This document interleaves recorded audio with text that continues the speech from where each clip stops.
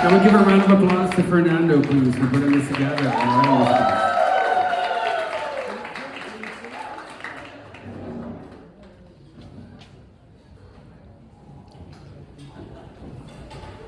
Much more effective than pressing snooze, an adaptation of Elizabeth Greena's essay, New Tricks, by Fernando Rivera, Jr.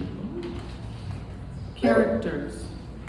Liz, or Elizabeth, is a writer from Rochester, New York. Her heritage is Okinawan American. Okinawa is a small island south of Japan. She met Danny at Northeastern University, and they have been best friends since, having lived together on and off for the better part of a decade. Liz is incredibly close to Danny, but increasingly uneasy about his struggles with addiction. She is no saint either, but she manages to function as a mostly productive member of society, which is more than Danny can say. Her demeanor is warm. She may be in premature mourning for her youth and beauty. Danny, or Daniel, is a wino from Staten Island, New York. He is Irish American and gay. He has serious substance abuse issues that his family mostly enables and seems to help finance. He's the life of the party until he's chasing imaginary demons through walls and pissing in beds. When he's sober, he's anxious until he's high. When he's too high, he gets paranoid. He's been best friends with Liz since college, but never has qualms about testing her limits, emotionally and in terms of substance intake. Danny lacks direction and focuses on momentary highs. Setting: a resort in Punta Cana, Dominican Republic, today, Northeastern University in Boston, Massachusetts, almost 20 years ago, Danny's house in Staten Island, a dive bar and/or the void. Scene 1, wet brain and weight gain. Present day. The lobby of the majestic Elegance Hotel in Punta Cana, Dominican Republic. Danny is impatiently pacing, waiting for Liz, who isn't late yet, but it's almost 4 o'clock, the time they said they'd meet. He's wearing linen capris. He dials Liz's number. Hey, call me. Haven't seen you in fucking forever. Don't want to waste my time looking for you. I need my Liz time. He sends an urgent text. The waiting is killing him, and there is cocaine burning a hole in his pocket. Fuck, where is she? Liz walks in with her luggage. She's wearing a simple black polyester dress. She pauses, pops a couple of vitamins. She directly addresses the house a la academic conference. Maybe there's even a podium. Danny can't hear her, a general rule for her direct addresses. He continues to pace. On the day I arrive in Punta Cana, Dominican Republic, Danny calls me once, texts me twice to remind me to meet him here in the lobby of the majestic Elegance Hotel at promptly 4 o'clock p.m. His reception is spotty. and he doesn't want to waste time looking for each other. But he already called once, texted twice last night to give me the exact same instructions. At 36 years old, Danny might be suffering from symptoms of wet brain, an alcohol abuse-induced form of dementia, which means sometimes, especially when Danny is inebriated, he can't remember what he said or did 5 minutes ago. Hey, Danny, hey! Hey! They greet each other, a hug and a kiss on the lips. Did you say I called you? Yeah, a bunch. Texted. Bullshit. It was only... It's okay, mommy dearest, I'm here now. Was I supposed to tip the driver? I think I have some cash. It's been taken care of. Liz assesses her friend. Danny has easily gained 10 to 15 pounds since I saw him last Christmas. It's March. The rate of increase is alarming, to say the least. He'll know I'm lying, but I tell him he looks good anyway. You look good, Danny. I look like shit. I'm fucking huge and sweating like a pig in this tropical weather. It's low 70s outside and you can hang meat in this lobby. Hey, you're no spring chicken yourself. Oh, I hope you brought church clothes for the ceremony and shit. These Irish Catholic fuckers can be pretty judgmental. I brought nice clothes, like you texted and reminded me to several times. Would you relax? Your family loves me. I'm ecstatic to see you and we're gonna have a fantastic weekend. Fucking right we are! Yeah, we are. I'm excited to talk, reconnect. Now look, I've got $1,000 worth of cocaine burning a hole in my pocket and I need to dispense a Prontino. Jesus Christ, Danny. I need a drink first. Danny removes a Heineken from the other cargo pocket of his linen. Here, drink this. I want a real cocktail with fruit and a paper umbrella. You're looking a little hippie. You don't want to drink your calories. Seriously, Danny, look in the mirror and give me that. Liz takes the warm Heineken from Danny's hand, which may or may not have been wildly gesticulated. Will you please cooperate? I haven't slept or ate since I got here. Well, Danny, luckily for you, that was only last night.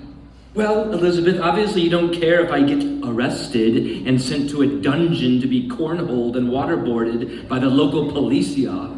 Liz laughs at this, but holds her ground. She's resisting a little longer. This is Danny's favorite game. He tries to charm me into performing potentially dangerous and morally dubious deeds with him, and I try to resist. Over the years, I've gotten better, resisted for longer and longer, and he enjoys the challenge he's cultivated in me. I used to acquiesce to almost everything he asked me to do, almost anything anyone asked, especially men. But with Danny, I could practice being stern and withholding, because with Danny, I wasn't afraid of losing him. Nope, don't care, I'll be at the bar. Honey, no! My whole family is over there trading union stories. Come be social, Danny. It's not every day your brother gets married. Liz, wait! Danny grabs Liz's hand. Nope, moral dubiousness deflected. No, it's not that. We just have to stop by the front desk. You have to check in so you can get your magic bracelet. My what? Danny lifts his own bracelet and wrist.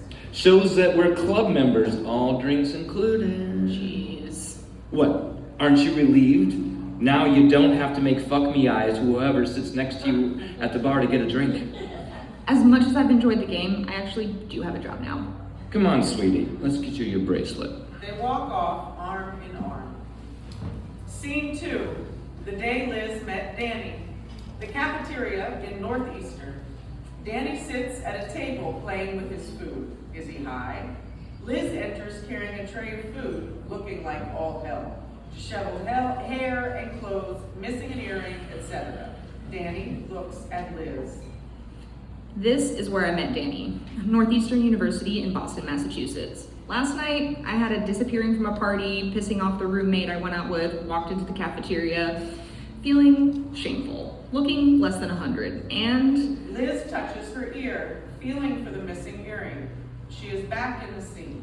Danny stares at Liz, grinning wildly at her. Damn it, I really like those earrings. What are you looking at? Rough night. I guess you could say so. What, are you like a total slut? Excuse me? Tell me, what's going on with this look? I'm getting political refugee meets girl gone wild.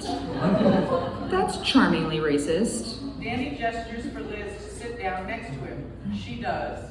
Where are you from? Staten Island, baby. Cool. I'm from New York too. Rochester though. Oh, so Boston must be a big town to you. I've been to the city, prick.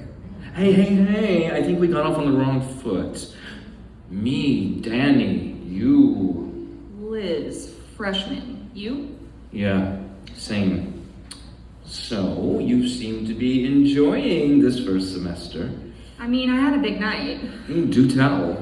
The thing is, I can't remember. I know I was at this dorm party, and then at some point I left that. I woke up on a bench to the T going to Newton. Yeah, that's like 10 miles outside of Boston. Yeah, so I woke up and I think I got a cab back. I vaguely remember smoking a bong in someone's living room. I told my roommate that and she like totally freaked. Yeah, Liz takes a sip of Diet Coke. yeah, it's probably best not to remember the date rape. Liz chokes on the Diet Coke and keeps laughing.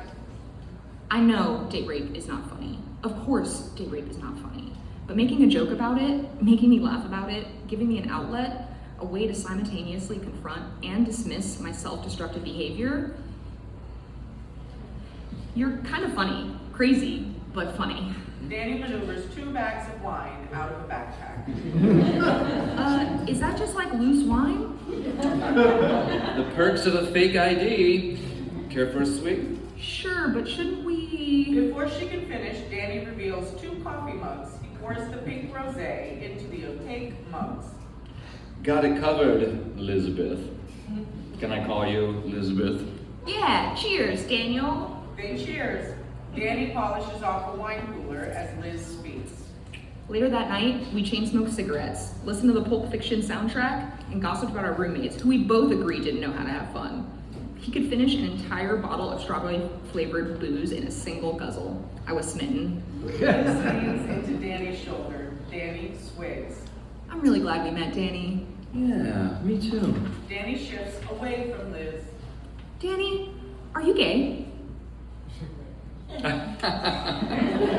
Why? Why do you ask that? Because you dress nice and smell like cologne. I'm an idiot, sorry. No need to be sorry. You're just a hick from upstate. Liz grabs the bottle of booze and notices that it's empty. You finished it. Oh, learn to keep up, kid. You're not gonna get, like, alcohol poisoning, are you? Liz, you're so trashed you probably can't even spell alcohol poisoning. Give me a kiss, huh? They peck. Scene 3, the honeymoon suite. Back in present day, Danny and Liz walk into their suite in Punta Cana. They're mingling with Danny's family downstairs just before Danny booked them in the honeymoon suite, complete with rose petals strewn over a king-size bed and a bottle of champagne on ice. Danny, the honeymoon suite. What in the world have you done? Isn't it fun to pretend?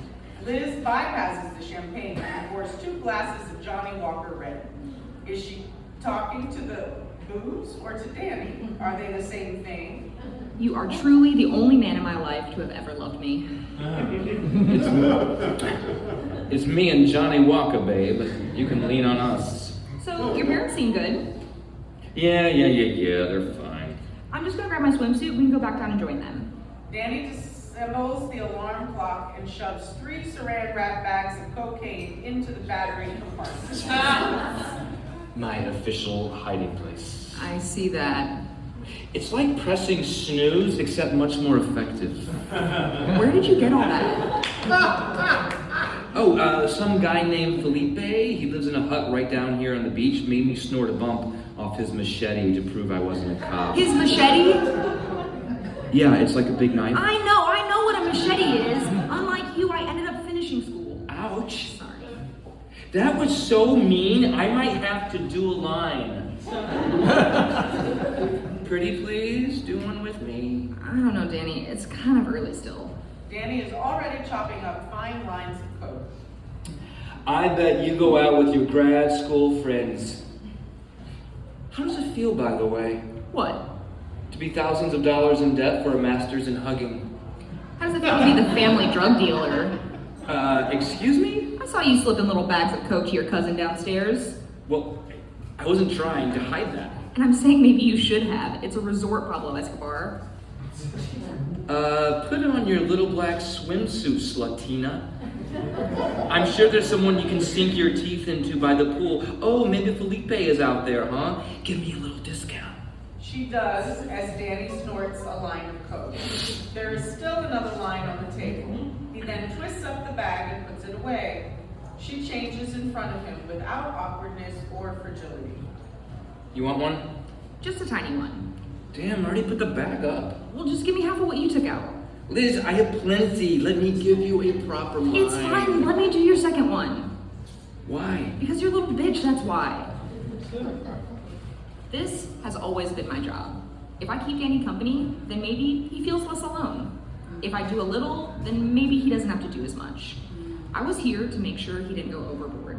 Even if his out of control behavior made me feel better about myself. Like this one time, Danny got chewed out for ordering $900 worth of pay-per-view porn to his parents' TV. It really cheered me up when I called to complain about my own intervention after maxing out a credit card. Road tripping across 4 states for some dope I'd only been dating for 2 months. Just listen. The phone rings and we get the phone call from back then. Get a life, Liz. You are a total lightweight degenerate. Seriously though, isn't my credit gonna be totally fucked? Listen to me. You graduated from Northeastern with a 3.23 GPA. After 5 extra semesters. Hello? I dropped out after 3, 0.0. I don't even have a full-time job. At least you have a job. Last night, I went to the bar at the Cheesecake Factory to get someone's dad to pay for my drink. I order prostitutes like pizzas. Prostitutes like pizzas? Really, Liz? Danny is momentarily aware that he is playing a memory. That's a good line. It sounds like I order prostitutes that look like pizzas. No, it's a simile about how you know, leave it alone. Danny probably zeroes in on the alarm clock, making sure that the coat bag is invisible. He's not clocking Liz's direct address. The point is that when I'm in a bad place, I can always count on Danny being right there with me. Except, usually worse. We went back downstairs to party, back where we were back in the room within the hour. If there's a door, Liz can slam it to indicate the passage of time. Danny can stay on the bed. I wanted to go for a walk on the beach. We will, honey. I just wanted to stop by the room. He's already at work unbagging his alarm clock for Coke. Which means it's Coca clock. Oh, cut me some slack. It's not every day my brother gets married. I mean, maybe this marriage will last, right? I mean, to be fair, it's only his second, and... Danny dumps the other half of the bag onto the desk. He rolls up a dollar bill and snorts a line into each nostril, tilting his head back. You want one? I have a headache. Take a Vicodin. Danny produces a pill, which Liz takes. Come on, let's go to the beach, lover. She tosses some of the rose petals at him. Scene 4. Danny and Liz move in together. Danny and Liz are in their dorm. Their original respective roommates have dropped them. It's still freshman year. Perhaps they are drinking wine coolers, or smoking joints, or both. Danny and I lived together for 3 years. The first year, our freshman year, we shared our dorm because our assigned roommates had ditched us. Elizabeth, this is genius! My last roommate was such a snooze. Mine too. It's like, sorry for not returning that one skirt, Jessica. What happened with yours again? Ow, I said some crazy shit when I was on acid. I don't think he'd take it so seriously. Yeah, it sounds like you overreacted. Yeah, exactly. Like I was on acid. He shouldn't have taken it so seriously. That's fucked up. Well, most people I know aren't like you, Liz. You're special. I am? Yes, you see me and I see you. Can we cuddle? Yeah, get over here. Our sophomore year, we rented a windowless, damp basement, really brightening up the place with orange, red, and purple paint.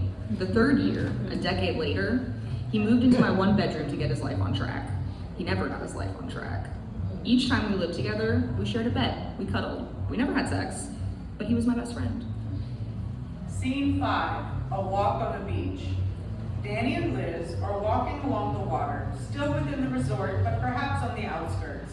Liz is at a sort of drunken peace in the starry, remote atmosphere. Danny is coked out and paranoid. At the beach, Danny is spooked.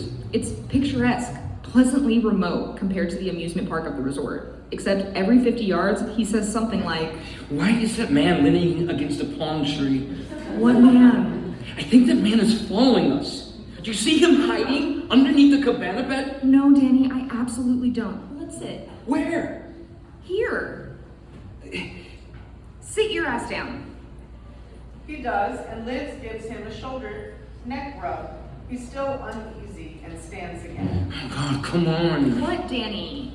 Come on. Danny lifts Liz up by her armpits. He's freaked out by a couple of passersby at the beach. Danny, stop. You're freaking me out. Those two men know each other. You're paranoid. I'm not paranoid. I've gotten robbed before. I know how it starts. Danny, this is Disneyland. There's security guards and cameras everywhere. You think we're safe here? You think people can't get through those gates? People who live below the poverty line? Just because people live below the poverty line doesn't mean they want to rob us. God, you're so naive. Maybe I just believe in the kindness of strangers. Oh, what a luxury. Come on, let's go back, please. Okay, let's go back. I'm not compelled to win the argument. He's coked up, irrational, but I know his fear comes from a deeper, more permanent place. Perhaps it's another type of privilege to subscribe to a belief in basic goodness.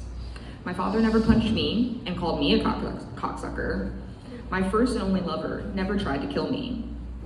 Running after Danny on the beach in Punta Cana reminds me of a time back at Northeastern when Danny was intent on chasing after a much younger and slightly more freewheeling Liz. Liz trails Danny, who walks several paces ahead. They do a move, and then it's Danny's move, who is trailing a fervent Liz. Scene 6, leaving the party. Danny is trailing Liz out of the party. She's intent on walking to her boyfriend's place, a less than safe journey at this hour in Boston. Liz is carrying heels. He doesn't even have the decency to pick you up. Oh my God, it's fine, Danny. No, it's not fine. He can at least call you a cab. Where are you going? He's my boyfriend, okay? I think I can handle it. Liz, look at me. You shouldn't be walking alone this late at night. Come home with me. This isn't 1950. You're not my dad. God, you're irrational. You're carrying your pumps and walking barefoot on Boston asphalt. I'll be fine alone. And guess what? You will too, Danny. People walk alone. People go to bed alone. And I would like to, leave me alone. Fine. See you in the morning when you feel like the bottom of a porta potty. Liz storms off. Danny begins to chain smoke. Is he only concerned about his friend or also just plain lonely? He passes out just before Liz re-enters. I had plenty of people tell me to end the friendship. He was always high. When we lived together, he stole light bulbs to huff crystal meth. I swept up broken glass, mopped up projectile vomit. I still loved him.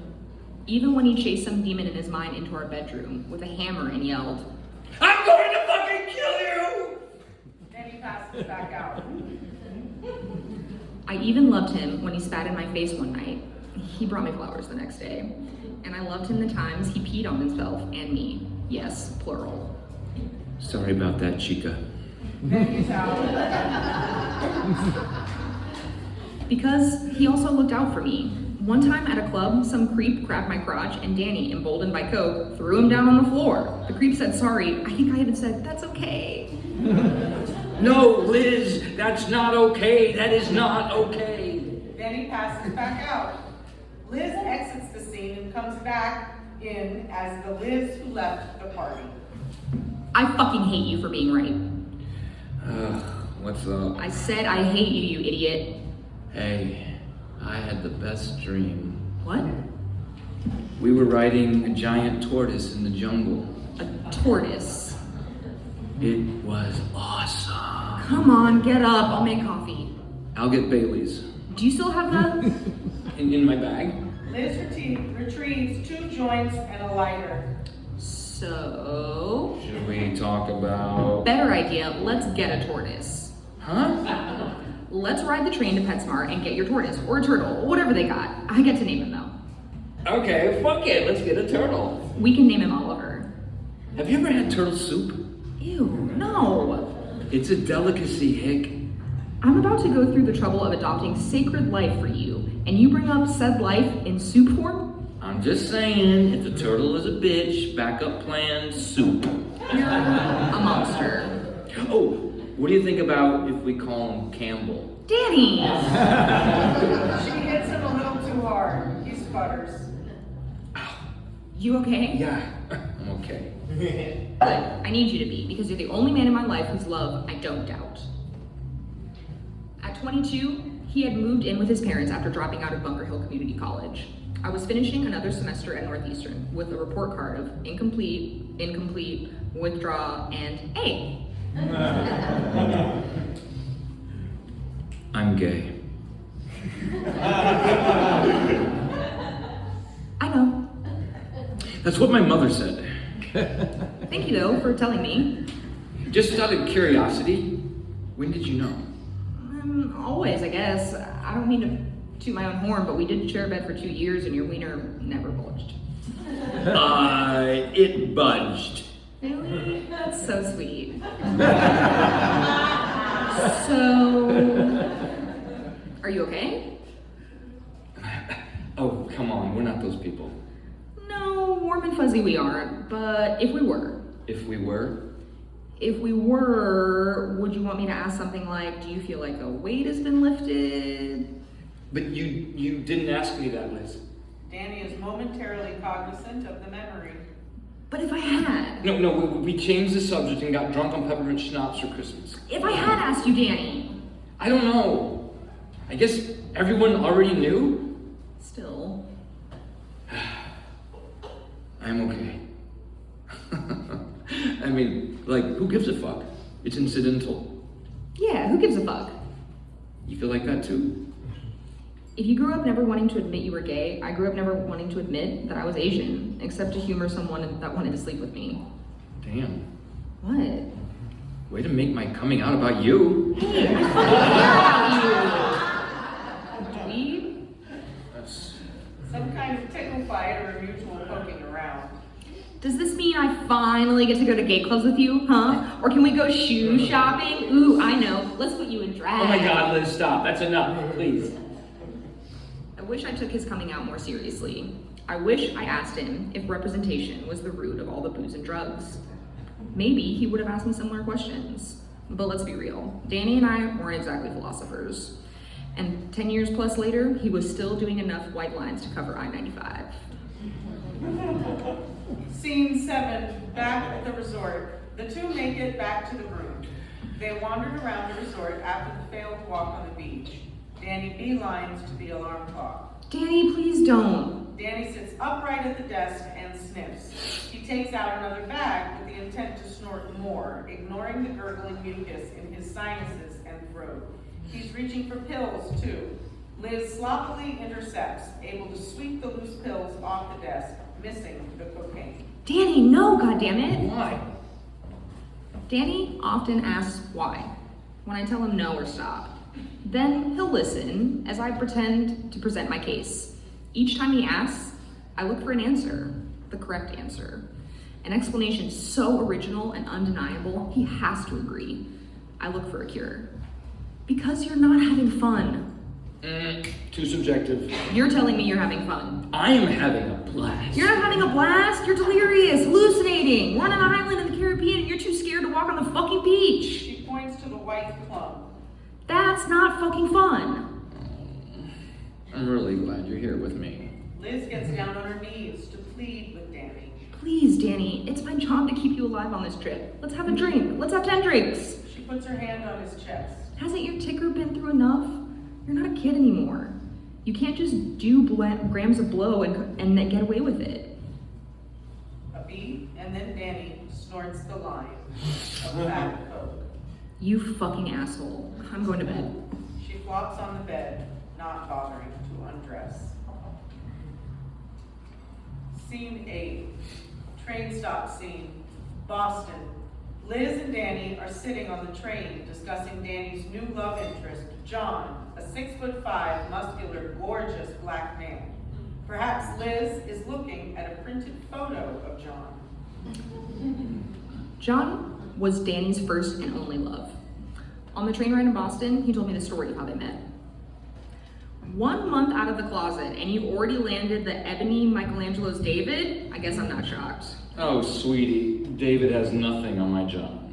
He motions with his forearm. He's hung. You little slut. I walked into the club, and there was just like this instant connection. It was like seeing a mountain in the distance and thinking, I must reach the summit before I die. 6'5". That's a whole lot of man. Oh, Did I tell you what my sister said? What? She said, "Why do you gotta always push the envelope?" Because he's black? I guess. Oh my god, you do love to push your family's buttons. I could do with a little protection, a little muscle. And you love how sick it makes your white-ass, conservative-ass family. That too. He must like you a lot to put up with them. Are you kidding? God, he's obsessed with me. It's actually a little gross. Like, ooh. Danny, I tell him so too. Like, stop being so needy. It's a boner killer. why are you so mean to him? Because I hate him. Then why are you dating him? Liz, you think I will ever be able to fuck someone better looking than John? Are you kidding? I thought he was joking. I thought he was joking to hide the fact that he was actually in love with the dude. I didn't see much in Don past the muscles. I didn't know they were strangling each other, beating each other. That John feigned illness, threatened to kill himself if Danny ever left. I didn't know how the ecosystem of love they cultivated survived mainly cannibalistically. He said he would kill me if I broke up with him. What is that about? Some kind of twisted roleplay? Something like that. I'm so sorry, Danny. I should have paid more attention. If it weren't for John, maybe you wouldn't have needed so many painkillers. Maybe you wouldn't be doing 10 metric tons of blow the night before your brother's wedding. Danny shifts the scene back to Punta Cana. He plays with the alarm clock. Scene 9. John scorned. Back in Punta Cana. Liz, do you remember when I was going to move in with you?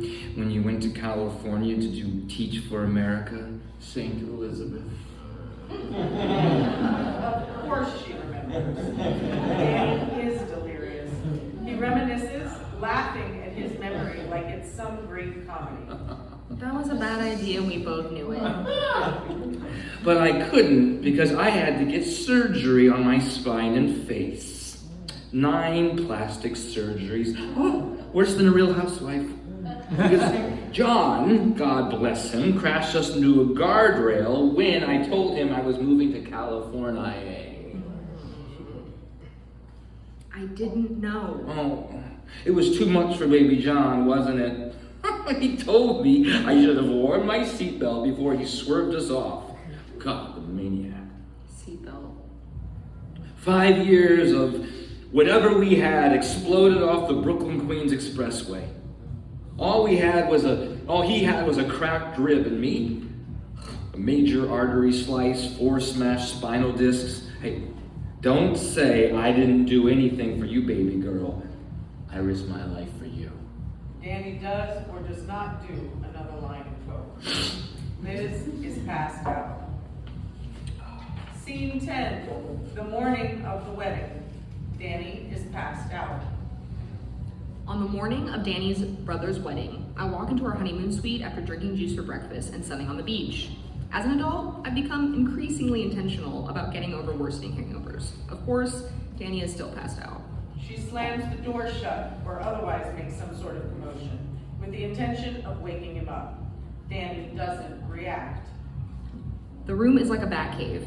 If bats left bottles of booze, bits of marijuana, remnants of crushed pills, cocaine dust, and rolled dollar bills strewn across every surface. Liz bounces up and down on the bed. Danny, let's eat. You need to eat something. She grabs a hotel guide. Let's go to one of these restaurants. Room service. He presses a pillow against his face. What time is it? I don't know, Danny. There's cocaine in the alarm clock. It does wake you up, though. Is there any left? No, Coke. The wedding is in less than 4 hours.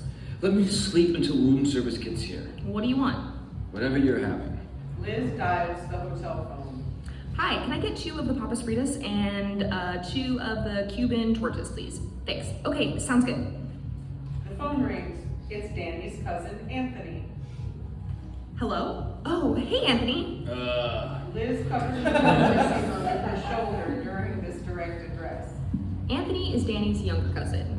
He caught my eye at the rehearsal dinner, all grown up. He tells me that they plan on doing photos with the groomsmen and to wake Danny by force of any kind necessary.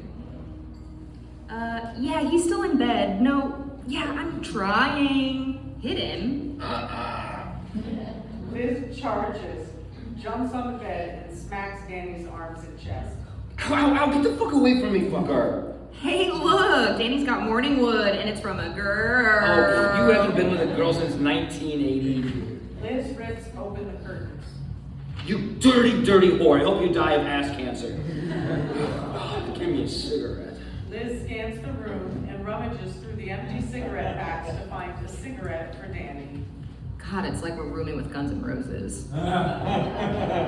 You still there? Yeah, it worked. Okay, see you later. Ease up, Tiger. You knew him when he was 10. What? See you later. Danny probably fixes himself a drink. Care of the dog. You, who blows away his settlement money on prostitutes and penthouse suites, tries to make me feel shame about kind of hitting on Anthony? I mean, you threw away that $200,000, crashing into what, 2 Mustangs, a week at the Plaza, a week at the Ritz-Carlton, fucking Caesar's Palace. What's your point, Elizabeth? Why don't you just buy a gun? Ooh.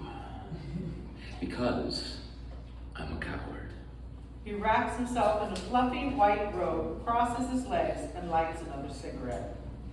You wanna hear something fucked? Huh. She stands in front of a mirror, naked except for a pair of see-through lace underwear, tweezing chin hairs, upper lip hairs, and eyebrows. Sometimes I wear makeup. B. Liz stops tweezing and looks at Danny. Danny, that could very well be the least fuck thing you've ever told me. Wanna see how I do it? Do what? Put on makeup. Not really. Will you quit being such a bull dyke for 1 minute and indulge me? Fine, whatever. Danny opens a duffel bag, removing bottles and compacts of various shapes and sizes. He demonstrates the process of cleansing, toning, moisturizing, applying primer, then concealer, then foundation, then bronzer, then blush, then eyeliner, then eyeshadow, then mascara, then a touch of lipstick. Liz direct addresses throughout the sequence. Every year since he's moved back to Staten Island to live with his parents, I visited Danny for Christmas. There was BC and AC, before the crash with John and after. Because we would bring bottles of whiskey tucked into our coats, gallivant through Manhattan and Brooklyn, stuffing our faces with hot dogs and pizza, sightseeing until we couldn't walk straight lines and the streets slightly blurred. After the crash with John, he toned it down. We would sprawl on the couch by the fireplace, order delivery, watch movies, drink wine, and chew painkillers. The first Christmas after the crash, I woke up to the sound of a shovel scraping the driveway. It was John. So I told Danny to live with me in California. I convinced myself that I could take better care of him than his enabling family and abusive ex. I felt like I could keep him alive. I kicked him out after a couple of months, twice. I learned pretty quickly that the behavior I reserved for special occasions like Christmas was how he spent Tuesdays and every other day ending in Y. I couldn't keep coming home to someone who'd resigned himself to a life of hedonism and futility. Our shared debauchery from freshman year felt dull in our 30s, too depressing, and too tempting. Both times I kicked him out, he mopped the floor and wrote a nice note. He always made the bed and left wildflowers on the duvet cover. Danny finishes his face. Wow, you look amazing. It takes a village. More like a township or small city. Now let me do yours. No. Please. Why? Come on, Liz, trust me. You could use some. What do you mean? Your nose looks like a strawberry. Yeah, right. Liz, you could serve dip out of those pores. Shut up. And those nasal labial folds, very pronounced. Nasal what? The deep wrinkles from the outer edge of your nostril to the corners of your mouth. Liz stands close to the mirror. How dare you? I'm Okinawan. Ageless, right? Honey, that Okinawan is Brokinawan. That almost worked. You're a bitch. I'm only trying to help. Well, don't. Come on, just a little bit under the eyes. Danny, I will take a flash photo of you right now and send them to your family's group chat. She grabs her phone to take a photo of Danny with his face gun. Before Liz can even unlock it, Danny swats it out of her hand aggressively. He becomes a defensive woodland creature. Ow! What gives, Serena Williams? Delete that, I'm serious. Hello, I didn't even get a chance to open the camera. Yeah, Whatever. Danny, look at me. Hey, you're okay. I didn't take a photo. I'm not gonna send it anywhere because there's nothing to send. Okay. Although you're basically depriving the internet of the next beauty guru. So you'll let me do your eyes? Sure, maybe even a little blush. Danny takes out the blush. Perhaps Liz strokes the hand that Danny slapped the phone out of. When Danny acts up when he's sober, it's 10 times more heartbreaking than the acid-induced, demon-chasing, drunk bedwetting. That and similar little acts of aggression trigger me and his family. Feelings of bewilderment for us, and disappointment, and pity, because we love him. I love you, dummy. Oh, would you please hold still? As much as Danny is loved, it isn't enough to unfuck his world. Not even close. Scene 11, the wedding. Liz and Danny are at a table watching Danny's relatives give speeches. Liz is drinking and Danny is noticeably not. This is his brother Bobby's second wedding. The first wife cheated on him with a cop, which led to a brawl, landing Bobby 6 months in jail. The bride, who's 45, 5 years older than Bobby, has never been married. And during his speech, her father confessed his relief that his only daughter won't be alone after he dies, and assures us that her mother, who's watching down from heaven, feels the same. I wonder if my father will ever give a speech like that at my wedding. Danny hands a tissue to Liz. Oh my God, would you get a hold of yourself, please? Jesus fucking Christ! Wiping a tear. Hey, Eponine, what gives? What? It's beautiful. I mean, I've never been married before, and then to have found your brother in her 40s. Yeah, Patty swooping in and getting sloppy seconds isn't exactly picture perfect. Shut up, it's beautiful. You're drunk. It's a wedding. Yeah, I'm not drinking. You're not? Oh, God, you're really not. My gift to Bobby. He deserves to have a nice wedding. Do I really have nasolabial holes? Honey, just let me do your whole face next time. The music swells. Speeches are over now and people are dancing. Are you going to dance with me? Nope, we gotta keep an eye on the clock. Why's that? Because we have this hall rented till midnight, which means I have to be sober for at least 2 more hours and 33 minutes. So I have to dance alone? Lonely Liz, sad face? She goes to the room and sees Anthony. Ah, there's Anthony cutting a rug. Should I go say hi? Liz, ask the boy child if he wants to dance. Uh-huh. Should I? His mother's gonna kick your geriatric ass. Don't worry, I won't have sex with them, but I'd totally make out with them, but only with their blessing. Liz makes the sign of the cross and prances off onto the dance floor.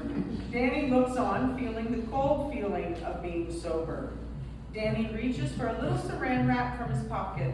He surreptitiously does a bump of coke, then sneaks a few pills. The alarm finally goes off. Scene 12, the last day.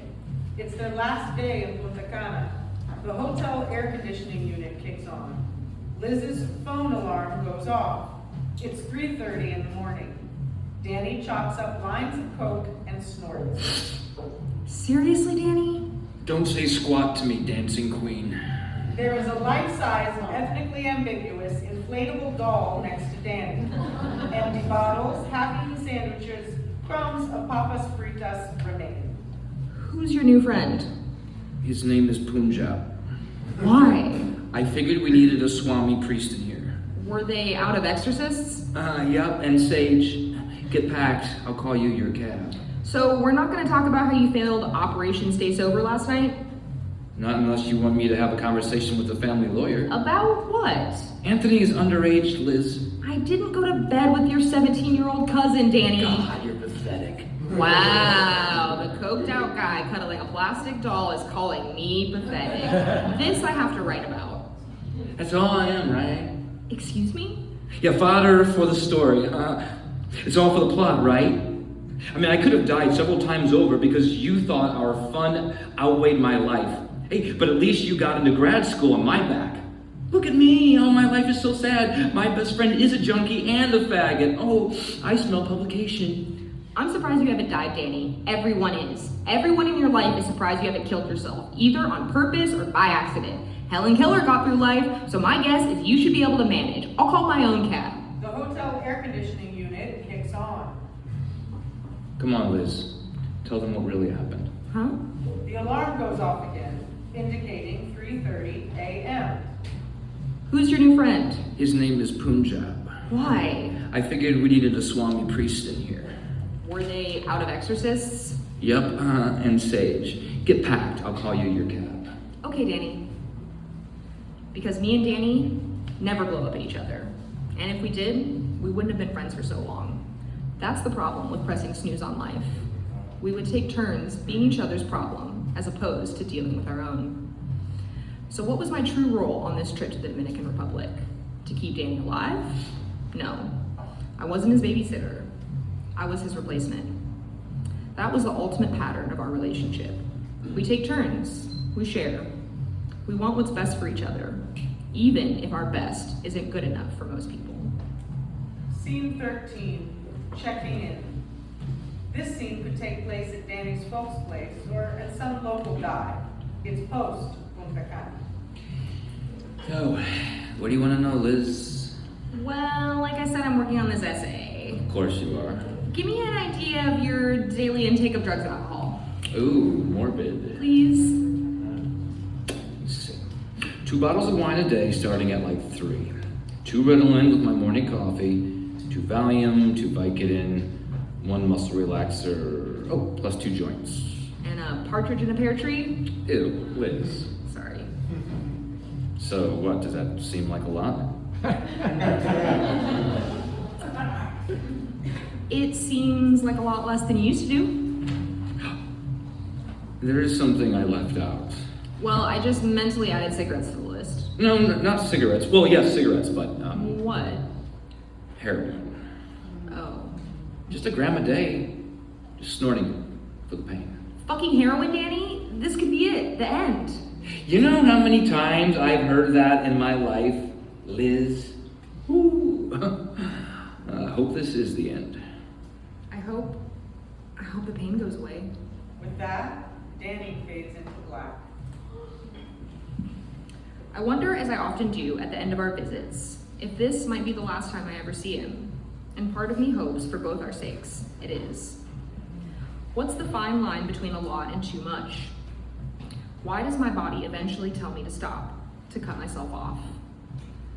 Why do my benders last a day or two, and then I'm physically incapable of ingesting any more substances, while Danny's urges seem bottomless, limitless, his resolve against them, powerless? Is it hereditary? Brain chemistry? An underactive dopamine system snowballed by years and years of building a tolerance? What about the confluence of other factors? What about John? Or his father who beat him? Or the babysitter who molested him? He was trained from a very young age not to trust or expect much from the world. And was that why he delayed becoming much of anything indefinitely? And what about those of us who loved him? What were we supposed to do? Beg, plead, scold? I've been there. Should we stand by and watch, accept him? I've tried my best. As far as I know, Danny is still surviving in Staten Island. And I still love him, but I've learned to love him from a distance. For instance, I can't do Christmas with Danny anymore.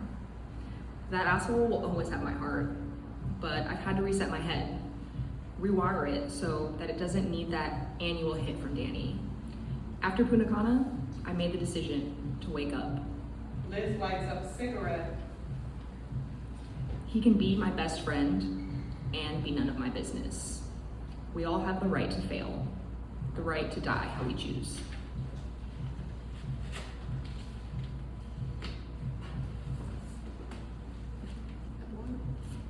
Epilogue. I just want to go on record and say that Anthony was not 17 when I danced with him in Punta Cana. What was he then, 22? Okay, you have to admit that it was more dramatic if he was younger. That's what the playwright said. Tell him I wrote a memoir.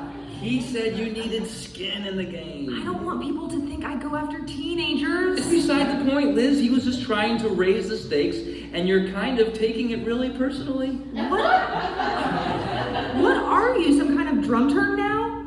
I mean, dramaturg, some might say. Others might say inspiration, or perhaps muse. All right, enough of that, Staten Island. It's my play. Ahem. Our play. Fine. Our play. End of play.